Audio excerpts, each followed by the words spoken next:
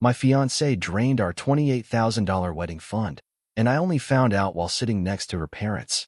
You won't believe who she gave the money to or why she thought I'd be okay with it. I still remember the night I found out, because it didn't come with a bang.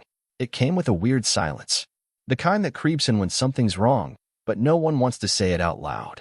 We were sitting on the couch, me, my wife Marissa, and her parents, going over the final checklist for our wedding. It was supposed to be the fun part. You know, the point where everything's booked and paid for and all that's left is picking between chocolate cake or vanilla for the reception.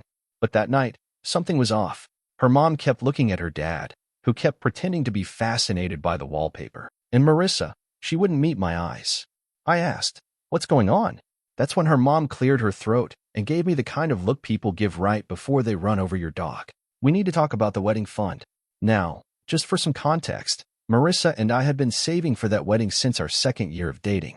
We both worked full-time jobs, lived modestly, skipped vacations, all to stash away a good chunk of cash in a joint account we opened together. It was supposed to be our dream wedding, nothing extravagant, just personal.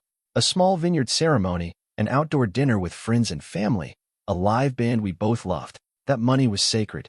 "What about the wedding fund?" I asked slowly, my stomach already starting to knot. And then Marissa finally spoke. "We used it." "We used it." I stared at her like I'd misheard. "What do you mean, we used it?" Her voice got small. "My cousin Tyler, he got into some legal trouble." Legal trouble. Those were the words she used. Like he accidentally jaywalked and needed bus fare. What she meant was, Tyler had been arrested again, and this time it wasn't just petty nonsense. I later found out it involved something serious enough to need a hefty bail. And instead of letting the system do its thing, her family decided that our wedding fund was their get-out-of-jail card. "And you didn't tell me?" I asked, my voice barely above a whisper. "It was urgent," her dad cut in. "We didn't have time to talk it through."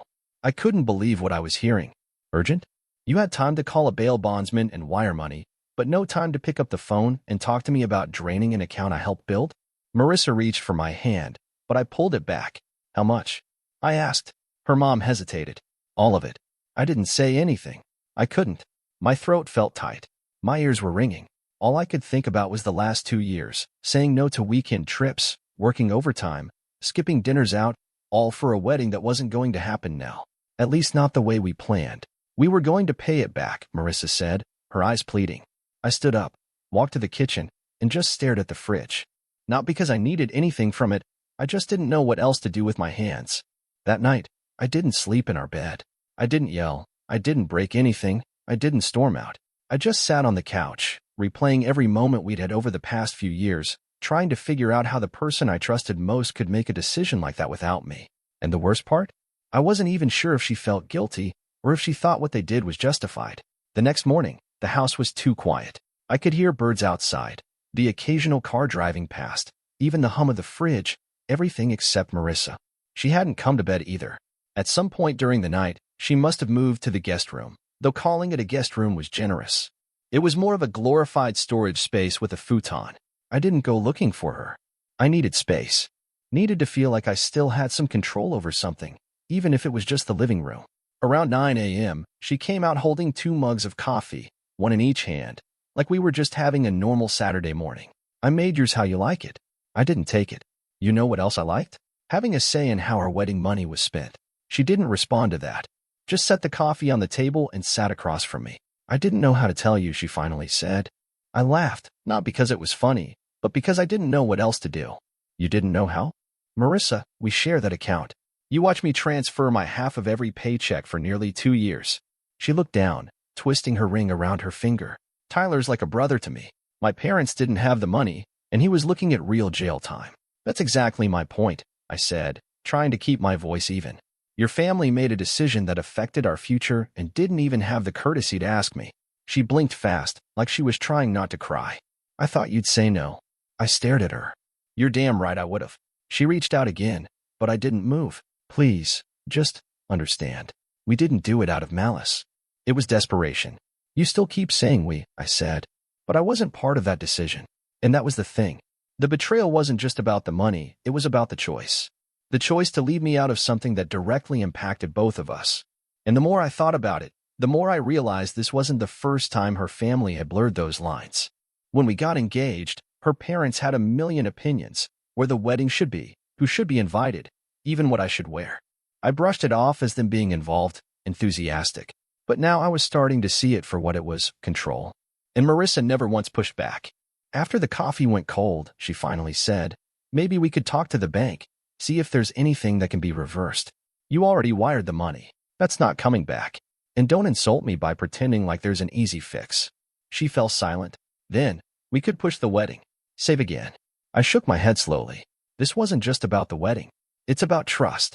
And right now, I don't know if I can believe anything you say. She nodded, and for the first time, I saw it land. Not the guilt that had probably been simmering for a while, but the full weight of what she'd done, and the realization that it might actually change everything. Later that day, I went to stay at my brother's place. He didn't ask questions, just handed me a beer and put on a game. I told him everything, eventually. And he just said, that's a hell of a red flag, man. You can't marry someone who'll cut you out like that. I wanted to defend her, wanted to believe this was just a fluke, a one-time lapse. But deep down, I knew better. I hadn't just lost our wedding fund. I'd lost the version of Marissa I thought I knew. And honestly, I didn't know if I wanted her back. I stayed at my brother's place for a few days, long enough to clear my head, sleep in a room that didn't hum with resentment, and try to figure out what came next. Marissa texted me a few times, short, awkward things like thinking of you, or let me know if you want to talk. I didn't answer, not because I wanted to punish her, but because I didn't trust myself to respond without saying something I couldn't take back. I'd love to say I spent those days making some big, life-changing decision, but mostly I just walked around in a fog. I couldn't even look at our wedding Pinterest board without my stomach twisting. Then on Thursday, my phone buzzed. It was a text from her cousin Tyler. Hey man, sorry about the wedding stuff. Didn't mean for it to go down like that. Appreciate you helping out. I stared at that message for a long time. I never responded, but it told me everything I needed to know. He didn't say, sorry we used your money. He said, thanks for helping out. Like I'd co-sign this decision. Like I was a willing participant in the bailout of a repeat screw-up who never had to face real consequences because people like Marissa and her parents kept bailing him out. I drove back to the apartment that night. I wasn't sure what I was going to do, yell, pack a bag, maybe try to talk things out, but I knew I couldn't stay in limbo much longer. She was waiting for me on the couch, still in her work clothes, a blanket draped over her lap like she hadn't moved in hours. You came back, she said quietly. I closed the door behind me and sat in the chair across from her. Tyler texted me. She winced. What did he say? Thanked me for helping out. She nodded slowly. I didn't ask him to do that. He thought he was being nice. I didn't respond. Just let the silence sit there. After a while, she said, I've been talking to my parents. Told them what you said. That it wasn't okay. That we crossed a line. I raised an eyebrow. We. She sighed. Okay. I crossed a line. I didn't say anything, waiting. They said they'd try to help replenish the account, piece by piece. That's not the point, I said. I don't care about the account.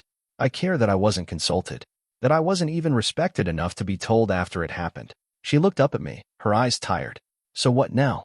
I don't know, I said honestly. But this doesn't go back to normal. We don't just hit resume and plan a new wedding. Her lip trembled a little, and for a second I thought she might cry. But she just nodded. And then, something strange happened. She said, you're right. No excuses. No defensiveness. Just those two words. You're right. It threw me off more than any fight would have. I didn't stay the night, but I didn't leave in anger either. I just needed more time to think. Because now, I wasn't just wondering if I could forgive her. I was starting to wonder if we even wanted the same kind of life. A marriage where her family could call the shots and I was expected to just nod and go along. I didn't want to be that kind of husband.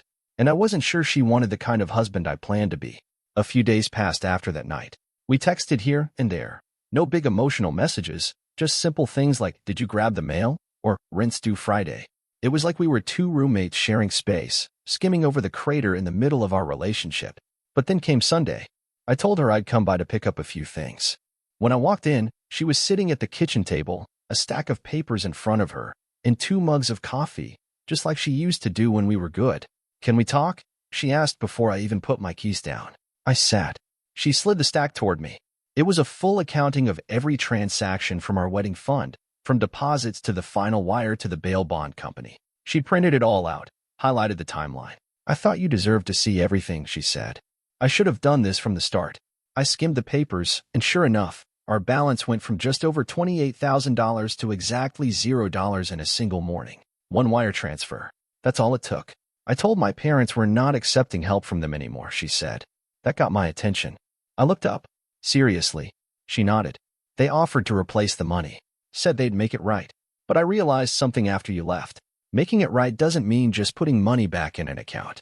It means recognizing that this whole situation isn't healthy. I didn't speak. I just listened.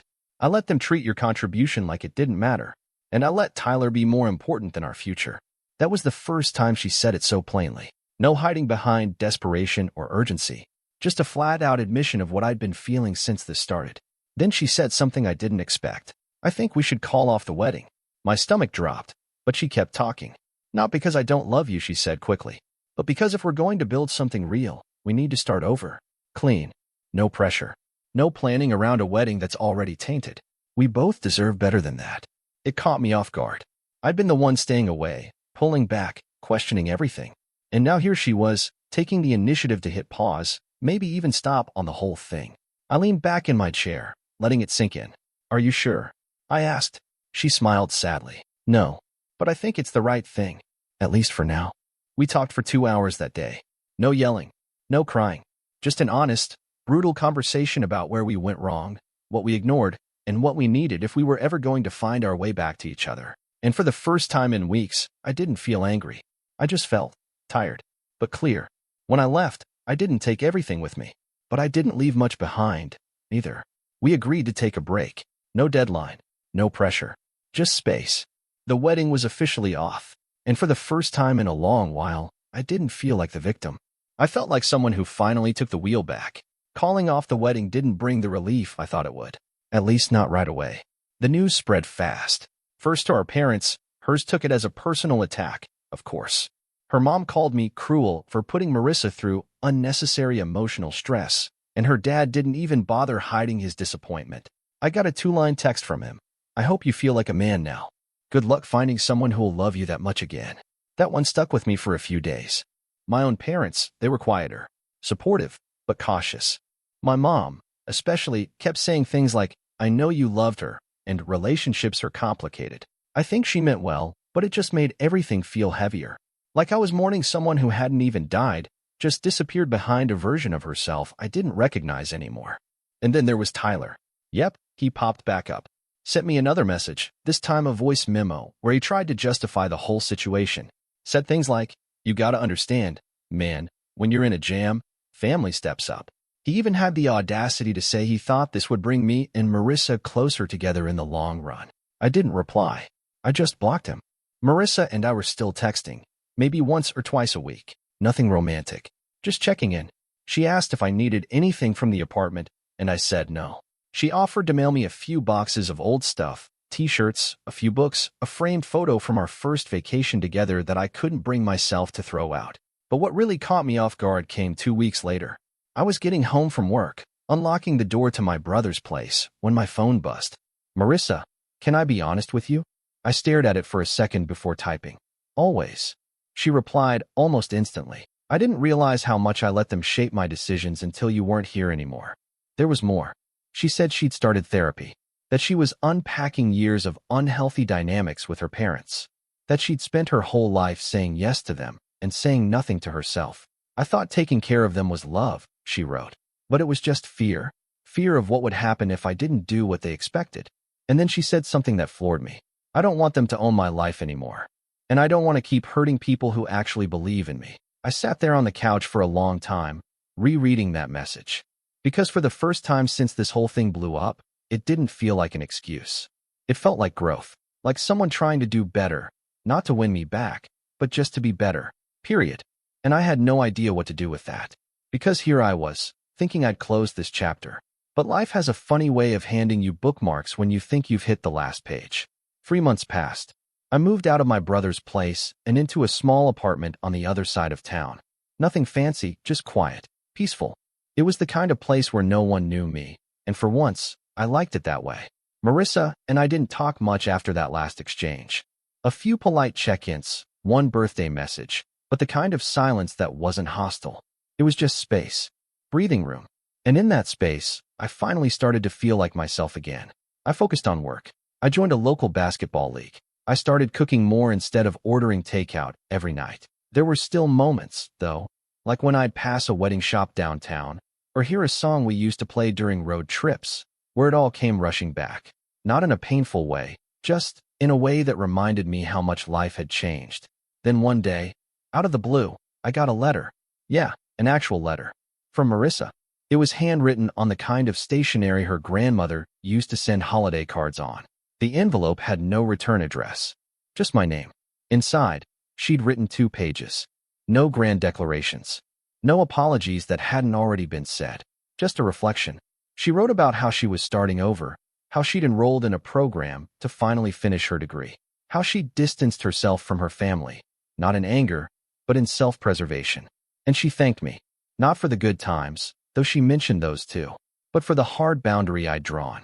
She said that for the first time in her life, someone had told her no, and meant it, that it was painful, but necessary, that it forced her to face herself without a safety net. She ended the letter with this: I don't know if we'll ever find our way back to each other. And maybe we're not supposed to. But I want you to know, you were the first person who ever asked me to be accountable, not just forgiven. That changed me, and I'll never forget it. I read that letter 3 times, and then I tucked it in the back of a drawer. Not to forget it, but to hold on to the reminder. Some endings don't need explosions. Sometimes they just need understanding. We never got married. We never rescheduled the wedding. We never even had that one final dramatic confrontation people think you need for closure. But in a strange way, I think we both found something better. Clarity. And that, I realized, was enough. The wedding fund never came back. The plans we made stayed on the shelf. But I walked away with something more valuable than a ring or a reception. I walked away with a version of myself that knew when to stay and when to walk away. And if you ask me, that's the kind of commitment that matters most.